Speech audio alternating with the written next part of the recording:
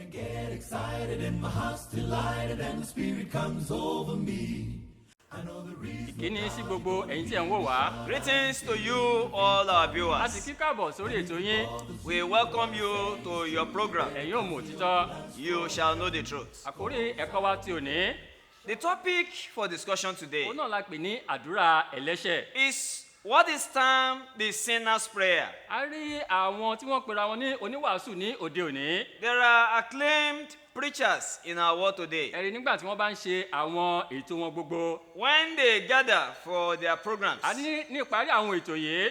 at the close of such Wọ́n wá programs, pe àwọn náà tó jẹ́ pé wọn ò tí ì gba Jésù Kristi. they call on those who has not accepted Ẹ̀rí pé Jesus láti jáde wá láti wá gba Jésù Kristi. for them to come forth so that they may receive Ẹ̀rí him. nígbà tó bá jáde wá báyìí. When those people come forth, Wọ́n wá sọ fún wọn pé kọ́ máa sọ̀rọ̀ yìí tẹ̀lé wọn. they ask them to say a certain word after them, Eléyìí tí a pè ní àdúrà ẹlẹ́ṣẹ̀. which is tagged the sinner's Wọ́n á ní bàbá prayer. tí ń bẹ lọ́run mo wá sí ọ̀dọ̀ rẹ. They say, Father in heaven, I come to you. Èmi gẹ́gẹ́ bí ẹlẹ́ṣẹ̀. I'm a sinner. A nítorí ọmọ rẹ ọ̀kan ṣoṣo tí ń ṣe Jésù Kristi. For the sake of your only begotten Eléyìí tó Son, kó ẹ̀ṣẹ̀ aráyé Jesus, lọ. who came to take away the sin of the Onídárí world. ẹ̀ṣẹ̀ mi jì mí. They say, forgive my Kí o sì sins wẹ̀ mí ní àwẹ̀ and mọ́. wash my sins A rí pé away. nípa báyìí wọ́n á sọ fún wọn pé wọ́n ti di ọmọ Ọlọ́run. Thereby they told them that they have become children of God. A rí wípé àwọn àgbékalẹ̀ yìí ó jẹ́ eléyìí tí ó kùnà láti inú ìwé mímọ́ wa. The reality of things as this is that it is not true according to the Nítorí scriptures. pé kò sí irú ìlànà àbí àgbékalẹ̀ báyìí nínú ìwé mímọ́. We could not see any such plan from the scriptures. So gbogbo ọ̀nà sí ìgbàlà a rí i pé ó ní ọ̀nà ó sì ní ètò pẹ̀lú. God's plan has a foreordained plan and order for salvation of Àwa rí i man. pé ẹ̀kọ́ àbí àgbékalẹ̀ àdúrà ẹlẹ́ṣẹ̀ yìí ó jẹ́ eléyìí tí a gbé kalẹ̀ láti ọwọ́ ènìyàn wá. The sinner's prayer is something that is coined from man and not from Ẹ̀rí gẹ́gẹ́ bí ìwé God. Mátì orí kẹẹ̀ẹ́dógún ti sọ fún wa nípa ọ̀rọ̀ ẹni Jésù Kristi Olúwa wa. Matthew chapter 15 speaks about the word of our Lord Jesus So Christ. eléyìí ó ní í ṣe pẹ̀lú ẹ̀kọ́ ènìyàn. This is a doctrine of man. Ẹ̀rí tá a bá ka ìwé iṣẹ́ àpọ́sítélì dáradára. When we will read the book of Acts of Apostles, A rí ìyípadà ọkàn mọ́kànlá eléyìí tí a rí nínú ìwé yìí. there were 11 cases of conversion recorded therein. A tilẹ̀ pé ìwé iṣẹ́ àpọ́sítélì a pè ní ìwé ìyípadà ọkàn. We call the book of Acts of Apostles the book of conversion. A rí pé nítorí pé níbí náà la rí pé ìjọ ti bẹ̀rẹ̀. For therein we witness the commencement of Àwa the rí pé church. gbogbo àwọn tí wọ́n wá sí ọ̀dọ̀ Ọlọ́run àbí tí wọ́n di ọmọ Ọlọ́run ní àkókò náà wọn lọ nínú irú ìgbésẹ̀ yìí. All those who come to God and believe in God, they were never made to go through any sinner's prayer. Ẹ̀rí ní ọjọ́ tí a pè ní ọjọ́ Pentikọ́stì. On the day of Pentecost, Eléyìí tó ń jẹ́ ọjọ́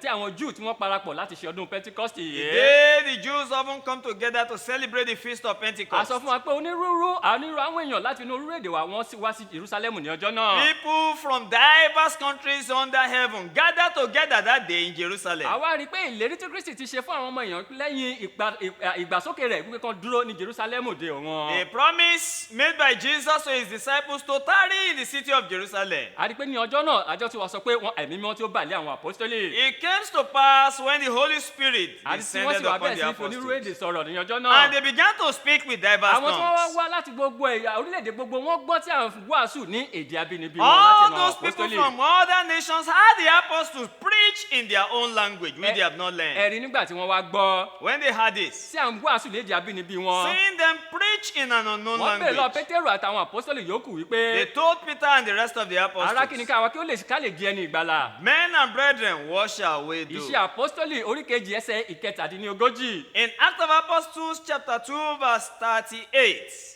A rí pé bẹ́ẹ̀ ni wọ́n ti béèrè ìbéèrè they yìí. asked this Ẹ̀rí question. Pétérù sọ fún wọn pé ó yá ẹ gbàdúrà ẹlẹ́ṣẹ̀. Peter never told them to pray any Ẹ̀rí sinner's nígbà tí a dé prayer. ẹsẹ̀ ìkejìdínlógójì. In verse 38, Pétérù sọ fún wọn ó ní ẹ ronúpìwàdà ká sì bámtísì he olúkúlùkù told them, yín. repent and be baptized, each and every one of Ẹ̀yin ó sì you, gba ẹ̀bùn ẹ̀mí and mímọ́. you shall receive the gift of the Ẹ̀rí Holy ẹsẹ̀ Spirit. ìkọkànléníogójì. In verse A 41, sọ wípé àwọn tí wọ́n fi ayọ̀ gba ọ̀rọ̀ náà ní ọjọ́ the náà. Bible recorded those who gladly received the word Tí a sì bámtísì wọn, wọ́n jẹ́ ẹgbẹ̀ẹ́dógún ọkàn.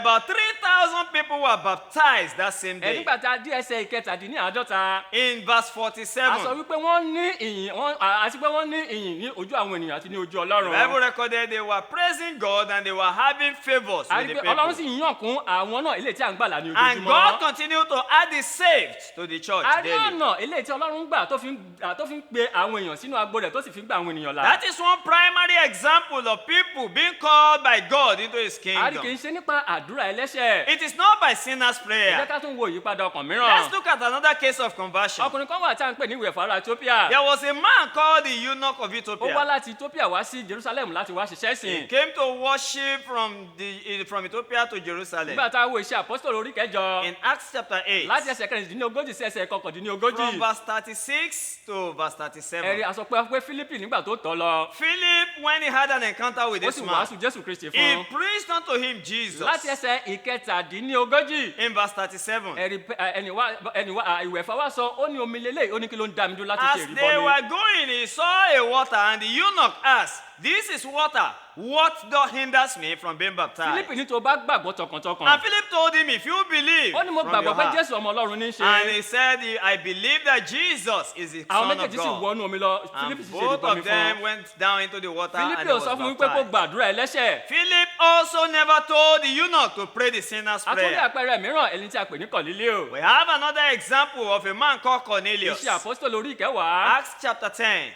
Kọ̀lílíò a pè ní ẹni tó dúró ṣinṣin àti ẹni tó bẹ̀rù Ọlọ́run tilétilé He's a rẹ̀. man who is steadfast and fears God with his own household. ṣùgbọ́n wípé a ṣe rí pé ó sì kú nǹkan kan kù wípé ẹni yìí kò tí ì di ọmọ Ọlọ́run. The reality of it is one thing is still missing and is yet to be a child of God. àwa ní pé kó ránṣẹ́ lọ sí Jópa láti lọ pe Pétérù wá láti sọ nǹkan tó tún kù fún láti He ṣe. now sent west to Joppa to Peter, who will come to tell him what he will do. a rí pé Pétérù délé rẹ̀ Pétérù sì yanu rẹ̀ ó sì wàásù a rí pé ẹ̀mí mímọ́ balẹ̀ Kọ̀lílíò àti àwọn aráalé rẹ̀ pẹ̀lú. Peter, having come to Cornelius, preached unto him and his household, and the Holy Spirit came down upon ẹ̀rí them. Pétérù sọ nígbà tó délé Kọ̀lílíò ó náà ń wòye pé Ọlọ́run kò ṣojú ìṣáájú ènìyàn ẹni tó wá bẹ̀rù Ọlọ́run tó sì ń ṣiṣẹ́ tó sì ń ṣe òdodo ó lẹ́ni tẹ́wọ́gbà ní ọ̀dọ̀ Ọlọ́run. Peter made it very clear that God is not a respecter of man. Whosoever believes in God and works righteousness is acceptable ẹ̀rí before nígbà tá a God. wá dé ẹsẹ̀ àádọ́ta sí ẹsẹ̀ àádọ́ta a rí pé Pétérù sọ bí ó ní ta ló lè ṣòfin omi ká má bamtísì àwọn wọ̀nyí tí wọ́n gbẹ̀mí mọ́ bíi In verse tiwa. 49 to verse 51,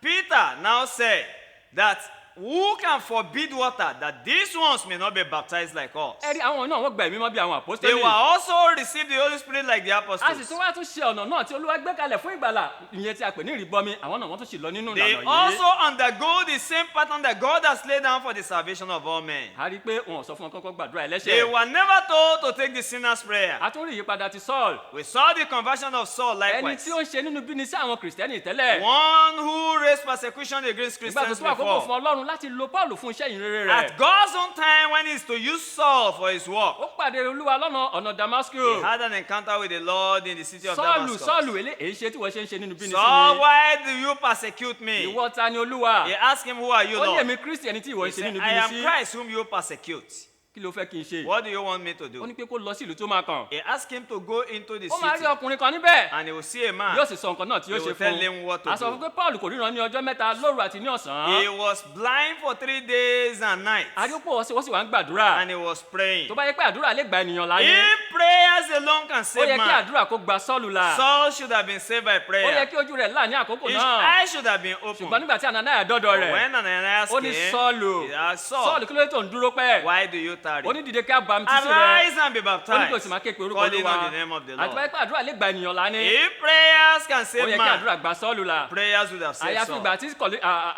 ìgbà tí Ananias tó ṣẹ̀ dọ́dọ̀ rẹ̀ tó sì sọ ohun tó yẹ kí ó ṣe fún Until un. Ananias came to him to tell him what God wants him to do. àrí To pé be ìgbà náà ni saved. ojú rẹ̀ là tóun náà tó sì di ẹni ìgbàlà ní Then he àkókò náà. also regained his sight and he obtained his salvation. àrí pé àdúrà kò lè gba ènìyàn là. Only prayer cannot save man. àdúrà kò lè sọ ènìyàn di ọmọ Only Ọlọ́run. prayer cannot make you a child of àyàfi God. tí a bá gbé ìgbésẹ̀ náà lè tó lọ unless àbẹ̀rẹ̀ you lọ́wọ́ take the wa. step that God is asking from ìṣẹ̀lẹ̀ kan you. ṣẹlẹ̀ ní ìwé Jòhánù orí 9. In John chapter 9, ọmọ tí a bí ní afọ́jú láti inú ìyá a rẹ̀. child born blind from his mother's womb. ẹ̀rí ńgbà tí a rí pé ojú rẹ̀ ti wá là He báyìí. has been made, the eyes has been wọ́n wá ń bẹ̀ restored. lọ́wọ́ pé ta ló la ojú rẹ̀. And they asked him, who made you, ó sọ fún who wọn pé healed Jésù you? Kristi ni. He told them Jesus. wọ́n sọ fún pé ẹlẹ́ṣẹ̀ lọkùnrin And they yìí said, this man is a o. ó wá sinner. sọ fún wọn pé ǹjẹ́ ṣé ẹnìkan lè máa ṣiṣẹ́ àmì àti iṣẹ́ ìyanu yìí kó sì kúrò níbẹ̀ kó sì jẹ́ He ẹlẹ́ṣẹ̀. was only asking them if one can be performing all sorts of signs and wonders and still ó be a jẹ́ kó dímọ̀ sinner. fún wọn wípé Ọlọ́run kì í gbàdúrà The ẹlẹ́ṣẹ̀. man made it clear that So God does not hear tó the bá sì prayer wà of ní ipò sinners. ẹlẹ́ṣẹ̀ tó bá tún sọ pé òun gbàdúrà fún If òun you gbàdúrà are in ẹlẹ́ṣẹ̀ sí Ọlọ́run. state of sin, unacceptable before God, and you are praying to a God, rí i pé irú àdúrà bẹ́ẹ̀ kò lè ṣe ìtẹ́wọ́gbà níwájú such a Ọlọ́run. prayer will not be acceptable ìwé before Jòhánù orí God. 9 John chapter 8, ẹsẹ̀ 22 verse 42 sí ẹsẹ̀ 17. to verse 47. ẹ̀rí Jésù Kristi Olúwa sọ fúnra rẹ̀ ó sọ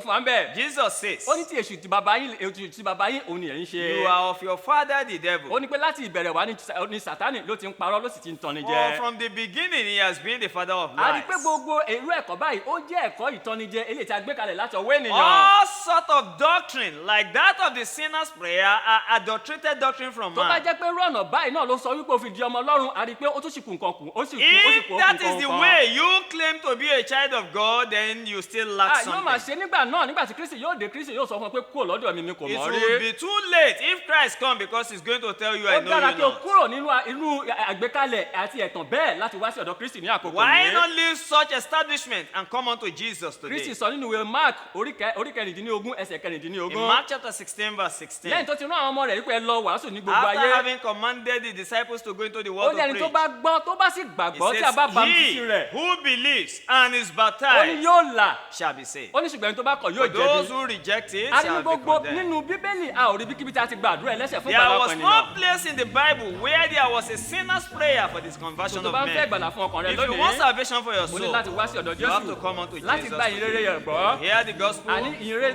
tó ní ṣe pẹ̀lú ikú That's Jésù Kristi the news of his death, àti ìsìnkú rẹ̀ burial, àti àjíǹde and rẹ̀ resurrection. o ní láti gbà á you gbọ́. must believe it. gẹ́gẹ́ bí ìwé mọ́ ti sọ Just fún wa as the Bible teaches. nítorí pé ilé náà ní ìrètí gbogbo ènìyàn wà. That is the hope of all men. tó bá jẹ́ wípé Kristi kò kú ni arígbẹ́ ìdákẹ́dá kan kì láti má If ní Christ has ìrètí. not died, there will be no tó hope bá for jẹ́ pé all àdúrà men. ẹlẹ́ṣẹ̀ nìkan la wá ń gbà báwo kí ni ikú Jésù Kristi ó já sí If asán lórí sinner's prayer àgbélébùú. is the only way, then the death of Christ is in vain. so o ní láti wá sí ọ̀dọ̀ Kristi ní You must àkókò come to yìí. Jesus. tàbá fẹ́ mọ̀ sí lórí àkórí If yìí you want to know more about ẹ this, jẹ́ ká bẹ ìjọ Kristi tó wà ní you àgbègbè may wa wò. visit the Church of Christ nearest to Olúwa you. yóò sì bùkún fún ibẹ̀ tí ń ṣe May èyí. God bless you as you do this. Amen. Amen.